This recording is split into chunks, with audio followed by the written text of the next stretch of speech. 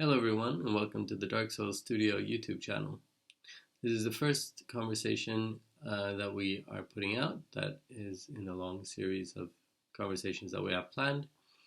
We will be talking to different people in the ecosystem that we're working in and also just people we find interesting with good perspectives on what we're doing to try and build the context of what Dark Soil Studio wants to do.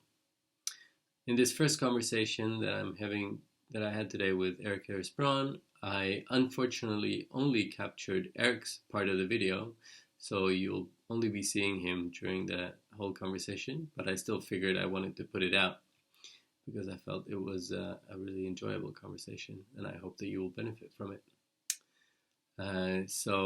Thanks for tuning in, and I'm looking forward to learning to do this much better, and I hope you'll enjoy that learning with us. Thank you.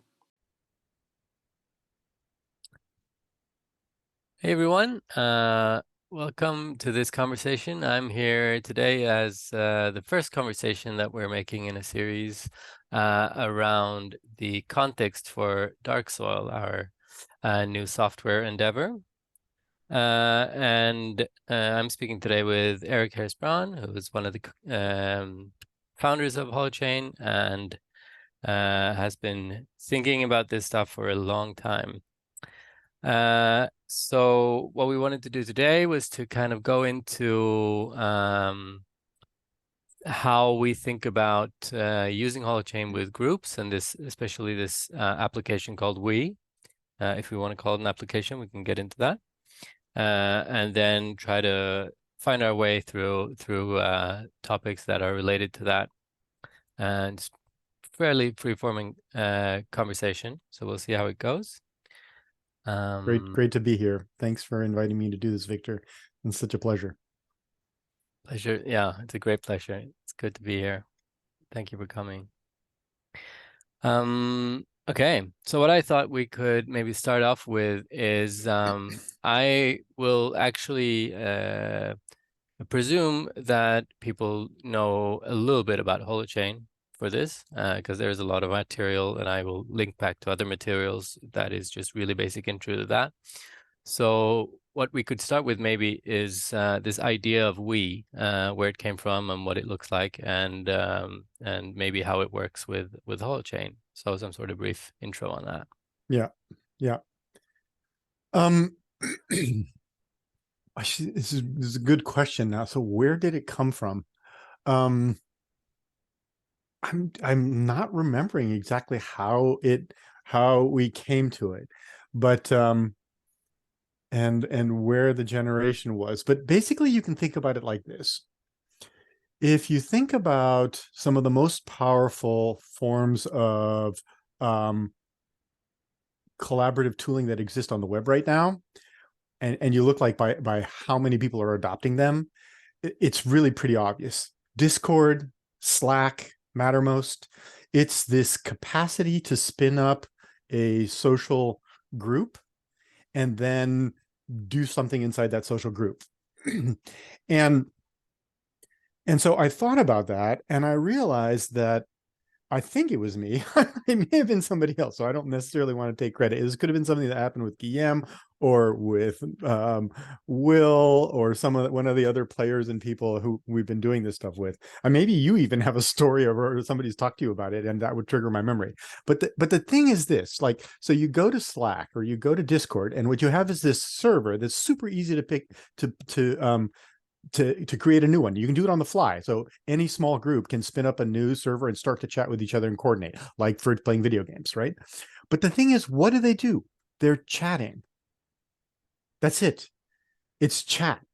And so the thing was, oh, what if what you could do when you spin up your social group is add in any kind of functionality that is appropriate to that group, right? So it might be chat, but it might be calendaring, or it might be Google Docs type creating of documents, or it might be Kanban boards, or it might be currency tracking flows of value. It might be all kinds of things. And that turns out to be perfectly suited to Holochain, because Holochain is all these little DNAs that are little bits of functionality like microservices. And so it's really easy to have these independent networks of people playing by a set of rules. And it's that what we ends up doing is just creating that extra little layer of having a group and coordinating what a group of people have installed on their own in their own peer-to-peer environment for playing together as a group. That's what it is. Is that a clear enough description?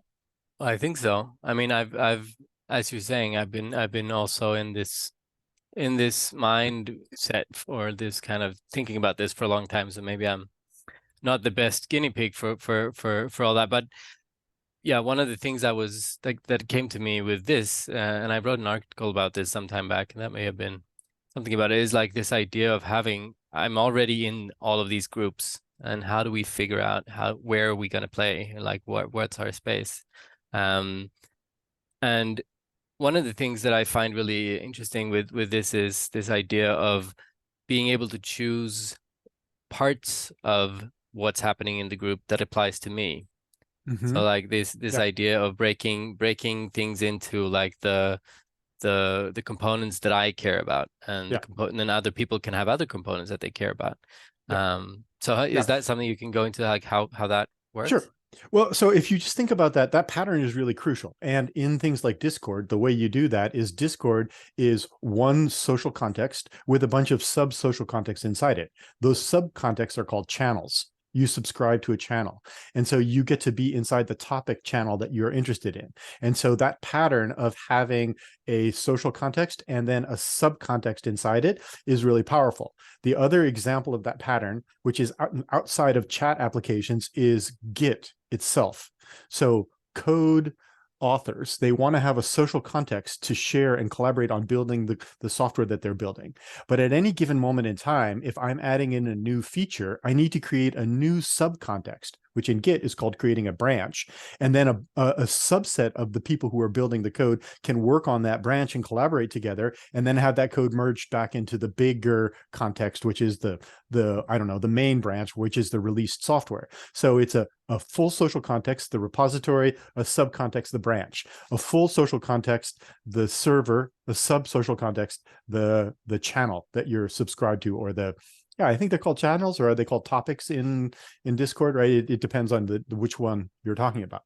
So in it's the same kind of thing, except the subcontexts can be full applications. So in my group, I might be interested in the calendaring, or I might be interested in a set of documents that's being created, but not in a different set of documents that would be created. So you could have two different sub applications, which are those different sets of documents or different aspects of what we're working on in our group. You know, if you have an accounting sub applet, you might not sign up with that. And we, as an applet, the way it works is that you get to see all of the different bits, or you can be invited to the different bits of the larger social context, the organization or the group, and join them or not, depending on if they're relevant to you. And this thing of being able to create groups on the fly, I find a really interesting thing. It's one of those things that I've seen in a bunch of the organizations I've been in, where you have a need for a temporary group, for instance, and it's like we form a working group in order to deal with this thing, and then we no longer actually need that group. And just to be able to break into different spaces as need be, and then also like an interesting part of the way Holochain is structured is that you can actually bring stuff back. So if you've created something in a subgroup, and that something is something that wants to live on, say it's like, you know, there are tasks left from a Kanban board or something, and you want to merge that back into the bigger group, you can actually just shove those over, which feels like a really, you know, fluid way to work with expanding groups and contracting groups. And even you know, another thing that you've been writing about in this idea around is the idea of forking groups and fusing groups and that kind of thing. And this is So being able to divide work and say like, okay, we need to focus on this thing, so we'll take these things with us and go in here, and you guys can go there. And I think that kind of fluidity of being able to reshape groups and be able to yeah, that feels to me like a very very different thing than what we're used to in these kind of applications. Yeah, that is a really key thing. So the thing I would like to share about that is that the way I have come to think about we is that we is a tool for creating surface area for social contexts, right? Like attachment points for social organisms to grow, expand, contract as is needed. And so for example, one of the things that we're going to be able to do in we is this thing that we call federation. And I think it's a really, I mean, it may not be the best name. We might come up with some other name for it. But the piece that's exciting to me about it is that, so if I create a group, let's say my group is, oh, I don't know, my squash club, right? Where I'm playing squash and we have a calendar of when we have round robins and when we do different things, right? And so we spin up the group, we have the calendar, and then we create a calendar for that. Well, I imagine there might be other squash clubs that are also spinning up groups and creating calendars. And I don't know, maybe they have some kind of other, they have a Kanban board going because they need to manage tasks because they're fixing up their squash place, you know, they like it's, and so they're managing the tasks for that. They're doing rebuilding or they're raising funds or whatever. We're not doing that. So we don't have that in our group, but we want to do tournaments. So we can spin up a calendar, its own calendar, which would be a tournament calendar, and invite other groups to just that calendar. So you have an app that lives inside both groups, but it's the only app that lives inside those groups. And the functionality of the app itself is the pattern by which the groups are being joined. They're being joined by the fact that they're scheduling a tournament together. And then if you need to do some decision making at the I don't know, at the league level, you might spin up a voting applet and have a bunch of the groups join that. And all of a sudden you basically created on like organic, natural evolution of groups. And I think in a really powerful way, without having to then go and say, okay, you know, have all this extra stuff about, are we incorporating as this? It can happen inside the functionality, the actual thing you're doing, inside the embodied functionality of what's happening. I think that's going to show up as a really, really powerful kind of fabric, a kind of surface area to attach social grouping to. Yeah.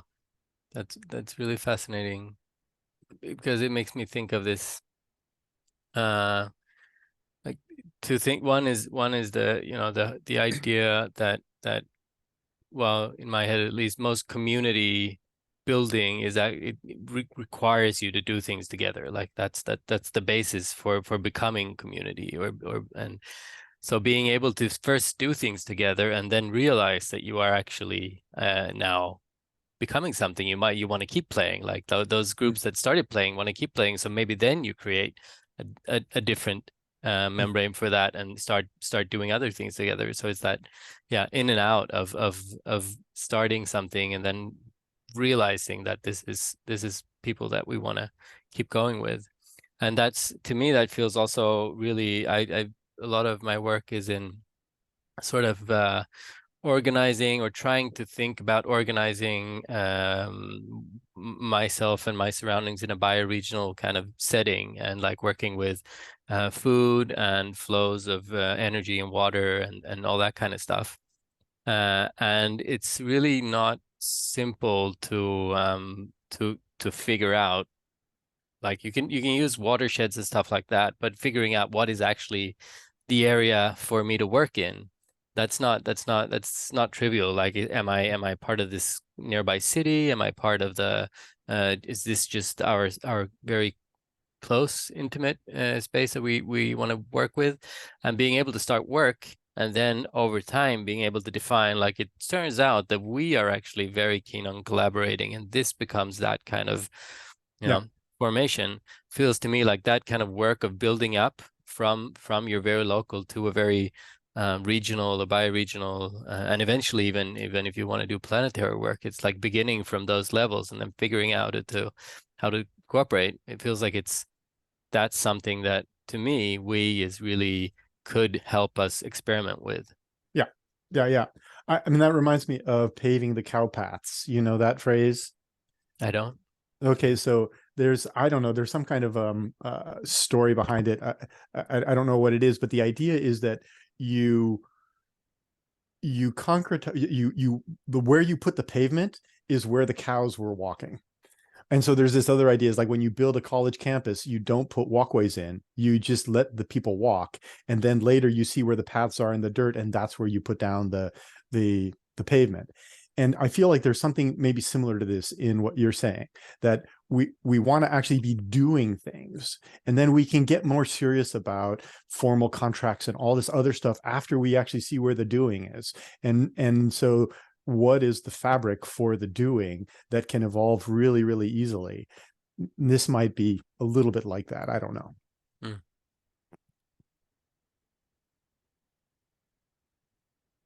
Yeah. I mean, for me, that possibility of being able to explore whether or not some group actually wants to be together without having the overlay. Another thing we're working with is and that I'm doing both in Dark Soil and in other contexts is Open Collective, which is basically a way for groups to avoid having to get caught up in a lot of legal and bureaucratic work, when basically what they want to do is just play together and have some sort of joint economic activity. And so these are, to me, this is a tool that would match so well with that kind of structure, where you can basically just, with a minimum amount of effort, set up the spaces that you want to play with, and see whether or not that play is generative, and not have to go through the overheads ahead of time to when you don't know. You know, that actually points to another one of the capabilities that we plan on building into we, which is what I like to call social templating. So if you have a group, and let's say you have installed a Kanban board and some kind of accounting software with using REA or whatever it might be, and you've installed some kind of chat, and on top of that, a third thing, the calendaring, and they're all there and they're functioning together well. They've been configured well.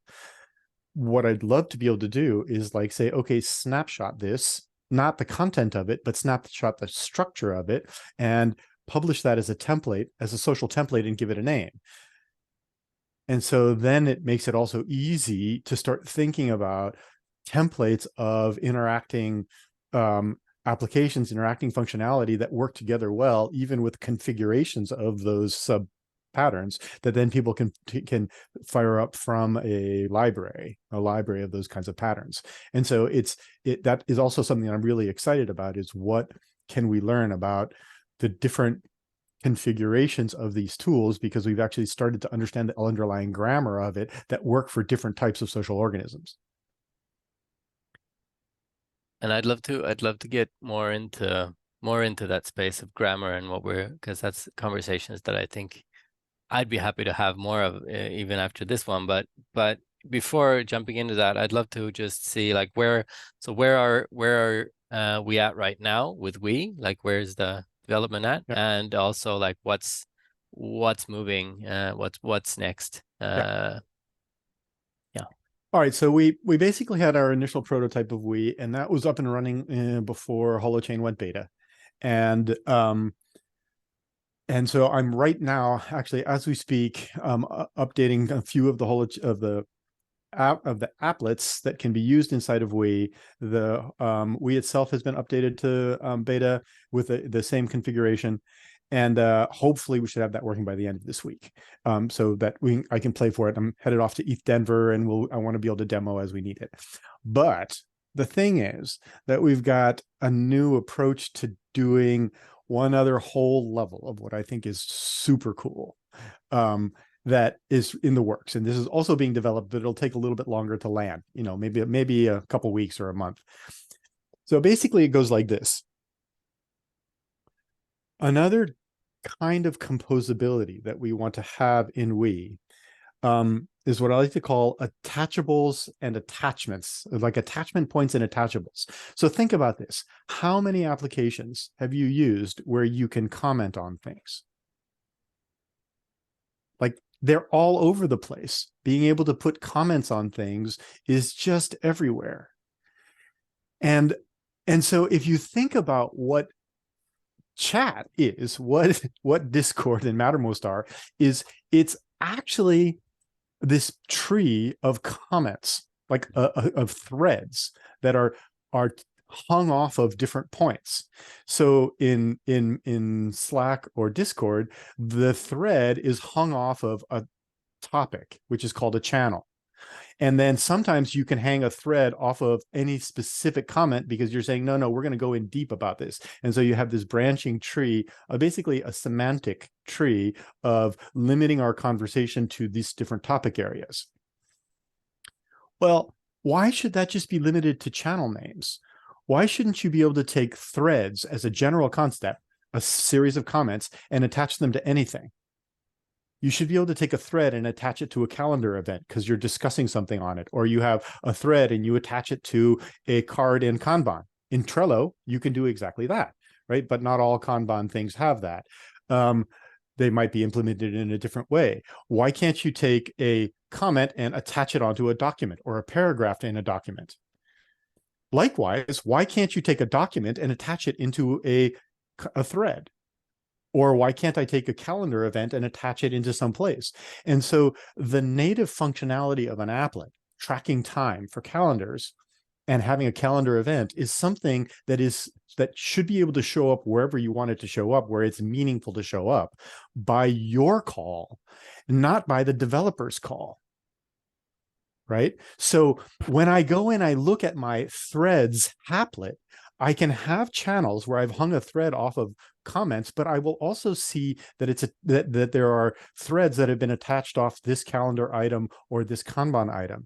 And so my ability to see all of the different contexts in which I've attached a thread of conversation is all in one place, instead of having to go scanning through everything. And likewise, you can flip it around and you can say, okay, I want to see all the places where somebody has related a time-based event. And I can see that in the context of this document needs to be done by this calendar event by this time. And so that ability to use the functionality of a given applet and have little bits of user interface that are mixable and mashable is what's coming in the next version of We. And I'm really excited about it.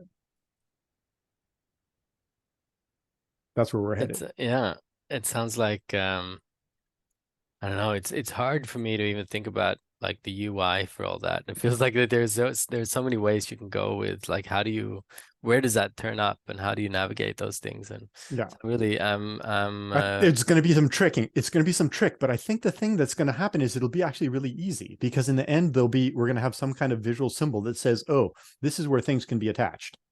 And it'll be all over the place. And if things are attached there, you will see that they're attached there. And you can just expand them and a little box will show up, or a tab will come out from the side that'll show the kind of thing that's attached. A particular conversation, a particular calendar event, whatever that's attached, it will just show up there. And then you could also change your whole view and go into the applet that is the host applet for that kind of functionality and see it from that perspective as well. So I think it's going to show up just in the same kind of way that a hyperlink takes you from one web page to another page. This is going to be inside the functionality of our collaborative fabric, taking from one function to another function, instead of from one HTML document to another HTML document, because there's an underlined link on it. Yeah, you could think about it that way, hypertext of functionality. Yeah. So I like something that. is Actually, I hadn't something. even thought about that. We could call it a hyperfunction instead of a hypertext. Yeah, yeah. And something that comes up for me is this, like this. Ooh, well, I'm not sure about this, but like, are there other? What are the applications? Are there applications that you're seeing that you feel are not a great fit for we? Because I'm feeling like this when you're using hyperfunctions like that, you kind of need the frame for it, right? You need some sort. I mean, I guess that you could link to things outside of we as long as they are hashable content somewhere, and you figure out how to connect to things. But like, what's so in your mind? Are there things that are not primarily built to be inside of a group membrane that are like more freestanding things? Or are you mainly thinking about building things in this way? Well, what I'm interested in is, again, this surface area for social fabric. And so this kind of creates a surface area on which you can attach all kinds of social functionality. And there is a big question about the membrane. So I can imagine somebody would drop a hyperfunction link, or what we call it, a holochain resource locator, or a link to an attached element from some other space that you actually don't have access to. And it's going to be in the documents. You're going to click on it and it's going to go, bleh, I don't have access to it. But that's actually not that unfamiliar, right? There's a link that might pop up and says, sorry, dude, you can't see this thing.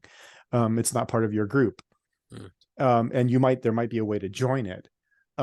So in terms of what is, to answer your question about what kinds of things don't make sense to do in here, well, the things that really don't make sense to do in there are things that are not group-based, of which there are plenty of things. There are plenty of things that are just for you, and they're not about collaboration. But on the other hand, you could think of your groups as your own.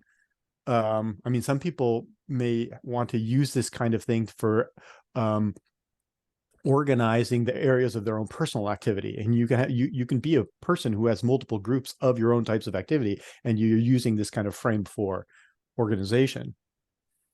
I don't know. I mean, the other thing is it'll be limited by what kinds of capabilities it can actually handle and render, right? So to start with, we won't be able to render and do things with your 3D goggles, but we might be able to get that in there, right? So, and I don't know, and some of these things get harder to do if you're doing super fast real-time collaboration. Like, how do you do video games that are that require sub-millisecond response times? Holochain as a technology doesn't do well at that yet. So I don't know. There may be some things like that. Yeah. Yeah. And but you might have some ideas. Where do you see that? No, that's something I've been thinking about, like what things go outside of that. And for me, it's mostly when I'm thinking about bridging to like especially early on in this kind of evolution of what Holochain is going through, and adoption kind of there would be plenty of spaces that are, for instance, like a more of like a hosted services, like where you have things like paying by credit card or something like that is connected to it. Then it doesn't feel like, okay, then you feel like you actually need to create a single public space, which is much more akin to what we're used to. Or maybe you don't need to, but if you're using things, you might want to need a company if you want to have, processing for cards or whatever, like that kind of bridge to what people are used to being some sort of service provider. Absolutely. Yeah. So that's like what's come up for me. Otherwise, like most of all the needs that I have are needs for groups. And what I really, as long as things can be moved between groups, like whatever the mapping is that we come up with in our working group on water retention in our area, we want to be able to show that to other people and other groups. But that's just a function of like formatting and standards and integration with other things. So yeah. So that's, I don't and see also that export. yeah. Like one of the things that I've done early on in Talking Stickies and Kanban, some of the early little demonstration apps that we built, is to make sure that you can just export all your data as a JSON blob. And so then somebody else can just say, oh, this is all of the cards, all the Kanban stuff, and I can import it. And that's just good because you want to be able to have a full extract of the data that's not locked into whatever the underlying holochain formats are. So that's simple, right? You know, there's a lot of things that are like that. I actually want to say that the whole that connecting up holochain to the centralized world is a really crucial thing to do. I mean, one of the most important ones is, for example, having your holochain application be able to send emails. And the only way to do that is by having some particular node that's actually taking whatever it is that's being fed from the holochain app and sending it off, either literally connecting to being an SMTP server or connecting up to something like Mailgun or Google or whoever is receiving mail using the old SMTP formats. Similarly with text messages, if you want something to send a text message, well, we do want that. We want text message notification for holochain applications. So one of the things that's in the works at Lightning Rod Labs that we want to build are is an underlying library for connecting different types of notification systems into a holochain application, which means something like having an agent that is this service that gets to join in and gets messages sent to it. And that agent is the proxy for sending things out to other services in the outside world. And maybe also things like is the one whom you register your email address with that matches your holochain agent key, so that it knows where to send a message to you for email notification based on binding together your internal holochain key to your email address. And so having some libraries for doing that kind of functionality is a crucial thing, and we want to build that. Yeah, I think that's one of the I haven't been in any conversations about that for a while, but that being able to actually email people something like a daily or a weekly digest of what's been happening in all your groups and all that kind of stuff would be great. Well, and also having text notifications. I mean, we're all so used to that. It's really important. We have to be able to do that. And until Holochain has the deeper integration with mobile platforms, we need this straight up. Yeah. Okay. So I'm thinking of maybe not going into too much of the capacity stuff, because that feels like another conversation to me that would be like a widening of that lens. We were talking about that before. But maybe, so what are you most excited about with We? Like, what are the things that do you have groups that you feel you would want to use this with as soon as you feel it's ready? And what are those things that you want to use it for? Yeah. Well, absolutely, right? I want to be using it in my own community. I live in an intentional community, and it would be really neat to see if it can be useful for this particular group. And so there's all kinds of things. Like I'm really looking forward to finding some better affordances for scheduling. Scheduling is such a pain in the ass. And finding something that would just make that even 5% easier would be a huge load for me. And if we can do that across a lot of different groups, oh, that would be awesome. So there's some ideas about user interfaces that would do that. And so you could say like, well, what the heck? Why do you need We for that? You just make a website. Well, yeah, you could make a website, but then I have to be managing and paying for hosting and all the rest of the stuff. I just want to be able to slap it into We and have all of the people who are using it be the co-hosters. It's really different, right? So some of it is, half of the problem. In fact, you could say 90% of the problem has nothing to do with We. It's just thinking about how do we actually deal with scheduling. But there's something powerful about the fact that this is being held by the people who are using it, and just that, I don't know, moves me forward.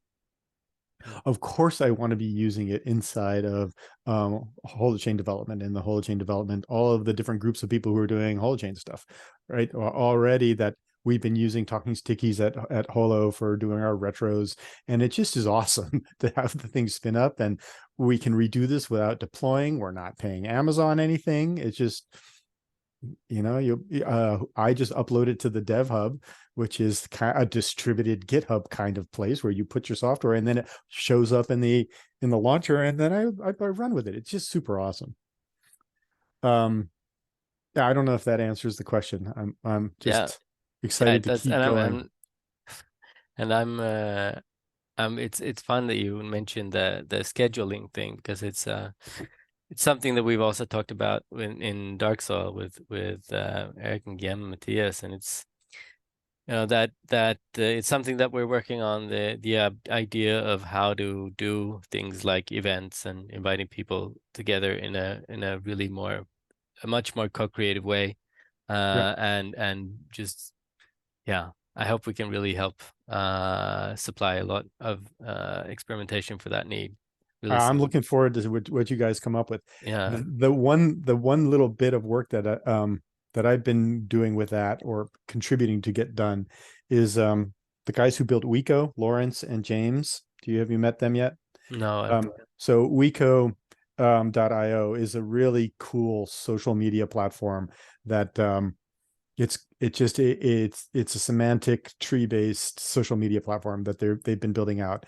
And so I've been supporting a little bit of that work, and they're just super creative, and they have this idea of this a notion called a momenter, which is a chronogram. It is a way of breaking time into arbitrary different types of spans, and being able to see time at short span, medium span, and large span, and overlay different people's experience of that at the same time. And so this is a generic user interface for different time scales and different divisions of time, for which you can put like heat map type overlays on top of it. So like for looking at time zone scheduling, it's going to be super awesome. That's one of the things I want to use it for. And like availability, when am I asleep? When do I have stuff? And then have the heat map go, and it's in a big, huge circle. And so you can see today, you can see the month, you can see the year, or if you work quarterly, you can just change the frame. What is your frame? Is it a daily frame, a weekly frame, a minute frame? It's a pretty neat set of tooling. So I'm excited about popping that. You were asking about a specific excitement. I'm excited about where that tool is going to go, and what we can build with that, with an expanded sense of chronograms, not just a single clock or a single calendar. That's really interesting. So another thing that I've been, I mean, it's a little bit off to the side, but what I came up in a conversation yesterday that I had with a friend when I was showing we and like what's the current thinking, and is what's been made around administration and kind of roles, and that kind of how to think about that for groups, because that's immediately what she went to, is like, well, how do we manage this thing? Like, there is a bunch of people that do a lot of work in making sure that people are both keeping the space well and healthy, but also just helping people figure things out and doing stuff for people sometimes. Yeah, that is a huge topic, and there's a lot of real meat inside that topic, and it can go in a lot of different levels. What I can say is that there's a couple different sets of people, including some of us at Lightning Rod Labs, who are working on basically what we think of as membranes, like crossing membranes, and how do people in a group move in and out of membranes. And so a role is basically a membrane attached to a capability, right? So, or it's a membrane, which is basically a membrane, like defines a space. So you can think of it as a naming. It's like, this is the space in which administrators, if you want to use the old way of thinking about it, get to live, and they have all these capabilities and they can do that. If you're thinking about that your group is a group that is working on on refining and producing a document, let's say a book or a magazine, you might have these different roles. You have a contributor, you have an editor, you have the person who's holding coherence, who's like the editor, the copy editor versus the editor at large, who's really seeing how is this whole thing going to get put together. And they would have different capabilities according to whether the person has stepped into the membrane of that particular role. And it's really tempting to think about that through the lens of centralized control. How do you actually do that right? How do you recognize that people have different capabilities and capacities, have different levels of responsibility, different levels of care, different types of certification? They actually are able to do things differently than other people. And how do we protect ourselves in groups from that? And at what scale do we need to do that? These are big questions. And there's, I think, a lot of experimentation to build. And I'm hoping that we can help with that, because if you can create a circle or a group that represents that particular membrane, you can do some of the functionalities that are done by that membrane inside that group. And the question then is, how do you gate access inside that group? That's part of how you might do that. And so, but there's a lot of other things that you can do too, right? Sometimes you cross a membrane just because you participated for a long enough time, and then boom, you should be able to do that. So what are you measuring on the fly and then triggering your access to a particular space? So I don't know. We could go on and on about that. It's a great question. And I want to flag it from the point of view of there's one way to think about it if you're coming at it from a central server point of view, and we have to have different ways of thinking about it in the peered space, where you can do things like, if somebody's misbehaving, you're like, nope, we're all just going elsewhere. We're done. That's a different way of dealing with the problem than putting up the wall and not letting somebody in. Right. That's that idea of walk away.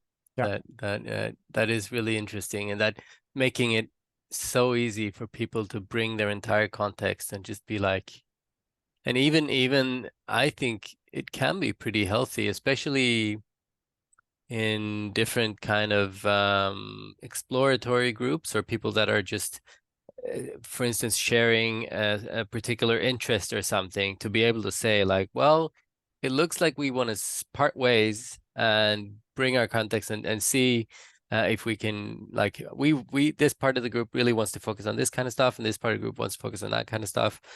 And to be able to just bring all your stuff, and now you're in different groups, or that situation you're saying, like someone is not, this is not working, something is not working well, and then the people that feel that they can't still be in this space can take their stuff and create a new space, and then it's not a like that ability of the native ability of bringing your stuff with you is what makes that so powerful. Yeah. There is really something powerful about that. If one is not forced, not even if you're not forced to, because the rules don't say you have to stay. If you have to stay because the cost of leaving is so high, because you lose all of the work that you've put in, it's just gone. It's going to stay there. You don't have access to the server. You can't pull it with you. That means in practice, you're not allowed to go. People say that the flip side then is, if it's really easy to fork and go off and go someplace else, well, then you have fragmentation and loss of coherence. That's possibly true, but I'd like to try it and see what happens, because I think the thing is, the threat that somebody can do that will actually be a cohesive force. Because it means that because somebody can do that, it means you can't just be a jerk and say, no, my way or the highway, because my way or the highway often means my way or the highway, and you're on the highway, and the nice stuff that's down here in the low valley, you don't get anymore. Right. But if it's my way or the highway, and we're both still in the valley, okay, because we just forked the valley, it's like, okay, no, I have to behave. We actually have to compromise if we actually want to keep the value of this going. And I think that's an important thing. Yeah. You know, I did want to touch in on the, and you were pointing to the question of capacities and grammatics. There's a part of that that is about we that I think might be an interesting segue that is a for some other time, but that I think is actually really important, and it's related to, it might be related to what we're talking about here. In thinking this stuff through and thinking about we groups and the kinds of applets that will be built and what is necessary for a group to actually become really powerful. It became clear. I think I was having this conversation with Arthur, and I was also having this conversation with Gene and some other people. There's this question about what is the grammatics of the kinds of spaces, the kinds of applets that are needed for things to work well. And here's one possibility. You need to have the applets that are about focus, about the things that the group is doing, what it's trying to produce. So you can think about that as production. And then you also need to have the functionality that weaves relation, that keeps things together. And then finally, you need to have the kinds of applets that allow for evolution and growth. And so like the things in production, that's the stuff we're mostly used to, right? If we're writing a book together, you need to have a Google Docs app, right? But the relation stuff might be, well, no, we also have to have a chat app because we have to be talking with each other. But we might want something more like where that is an app that allows groups to see where people are along a bunch of different dimensionalities. And so that's a relational component. There could be other types of components in there that are also about relation. What creates relation? Maybe games, playing, other things like that. And then the last thing is things about evolution. What are the tooling? What's the tooling that you brought into the group to be able to do decision making and evolution and changing your constitution or voting or not even that, just, you know, even some of the coordination tools like Kanban, you can think about that as how, or talking stickies, like how you run a retro. So I think the grammatics and being able to think, and this will, I think, go back also to some of the social templating stuff. And we might even make some user interface stuff available in the app library that says, by and large, this is a set of tools that are tagged with evolution. These are tools that you could use for evolving. These are tools that are often used for relation. These are tools that are often used for production. And that kind of gives the flavor of thinking grammatically about group building. Yeah, that's great. Yeah, sets me thinking on what those other things might be. And I think I mean, that's something I will probably take back and categorize, or at least reflect on the things that we're building to see what kind of goes where, and where do I like, because that depends on like who do we approach with and partner with and kind of things like that. It's much easier if we can see and find the groups that are really into that, where that is the kind of driving, if it's production or if it's like just experimenting with evolving or whatever it is. So that's well, I yeah, think most groups need all three. Yeah. Like, so even if your group is a group that's about playing, that may be what is your production is. But, and so you're producing play, but you may need something else for actually relating, and you may need something else for decision making. So what it is, I'm not sure. They may, like, something that is decision making for one group may actually be in the production or may be in the relation for another group. But there's a way in which, like, the cohesion of groups comes because there's relatedness, there's focus, and there's evolvability. And I mean, this is just a possibility. I'm not saying that that's what it is, but I'm trying to think about really what is the dimensionality of group building that is healthy. And certainly some groups focus on, or that's why focus might even be better than production, because not all groups are about producing things, but most groups have a focus.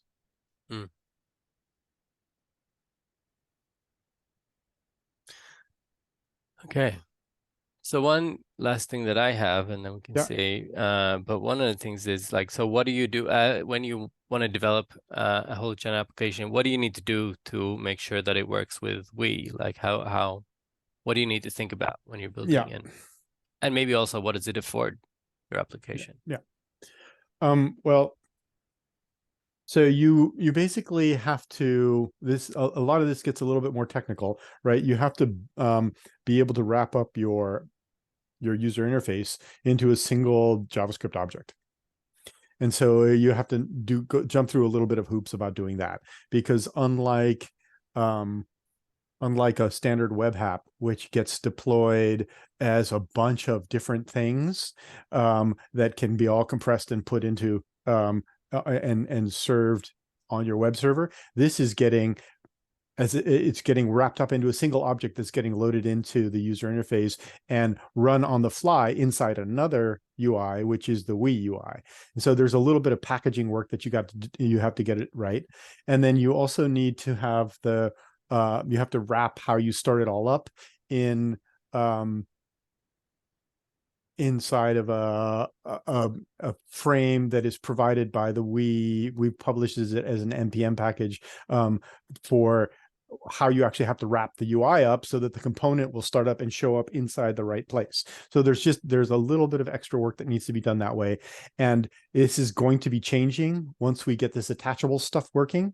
And so I'm not, the generality of what I just said is true. The details are changing. So I don't know what that's going to look like.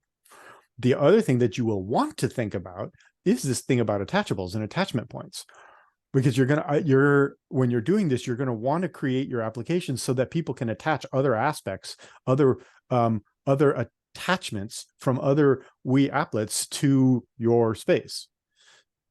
Right. So you don't have to do that. You can have it be monolithic and you just are doing something inside Wii. But most likely, I think you're going to want to take advantage of the fact that people would like to be able to attach any other attachable from some other applet into the one that you have. I mean, even in gaming space, right? I can imagine you could have Space Invaders where the Space Invader is coming down and you have a little attachment point and you can attach something to it. So and that does something, right? So the game becomes a interface into whatever was attached to it. I don't know. I'm just making that up on the fly right now, but I think that this is part of what will be doable, and the composability is where it's going to get super, super interesting. Right. And it feels like that's something that is what APIs started, kind of like that kind of thinking of having an API as an interface, and it's capable to do certain things. But instead of having to define all that stuff, you're basically saying this is a thing that you can hang stuff out of. You don't have to specify how people are going to interact with this thing, although you can if you want things to work. Yeah. But you just have to specify what's there, and as long as you do that, kind of, people would be able to hang stuff out of it. Yeah. Cool.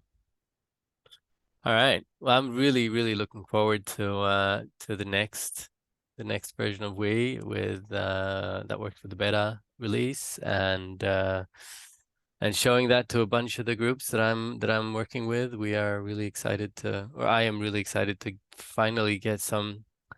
Like I've been so hesitant to ask people to start things like Discord and stuff, even though I know we need better spaces for communicating, but I really am longing to actually take this to the next level. So I'm Yay. Yeah. I'm really excited for that. It's awesome. Yeah. All right. Well, and for now, I'd love to go deeper into like what we started touching on with grammatic or with capacities, and then think about this idea. I know we've spoken some about grammatic capacities and that idea of like, what are we learning as humans to do in new ways, and how does that affect our ability to be coherent? So let's I'd love to take another convo on that at a later date. Looking forward to it. Yeah, that'll be awesome. All right. Thank you so much for today. You're welcome. My pleasure. All right. See you later. Bye.